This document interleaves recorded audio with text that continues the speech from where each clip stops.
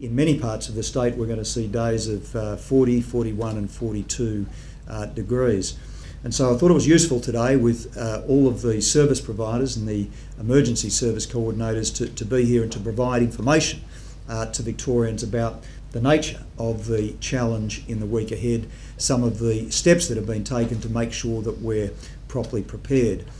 In terms of bushfires, the fire risk will be more intense later in the week, particularly in parts of Gippsland. But I think we've seen already last week, I was in country Victoria last week and on the Calder Highway when the fires were around Tilden and Malmesbury, and it just shows how quickly those fires can start and how quickly they can spread.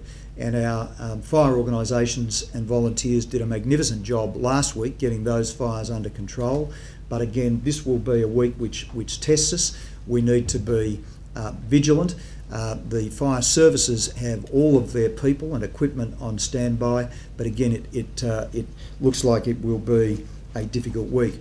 For families, the most important thing is to have a fire plan and to make an early decision if there is a fire as to whether you're leaving or whether you're staying with your property and protecting your property. But having a fire plan in place is absolutely crucial. One of the things that I really wanted to stress today is looking out for the elderly and children. And I guess when we've had hot weather in the past, you tend to have 1 or 2 days of hot weather and it passes and you get a cool night and we move on. This week will be intense and sustained, and it looks like the minimum temperatures will be in the mid-20s, possibly even higher in country Victoria. And so I think this week, I guess my message to Victorians would be to look out for one another, to look out for your neighbours, to take a real interest in your neighbours and your community, and particularly if you've got neighbours who are elderly, who are frail or who are infirm.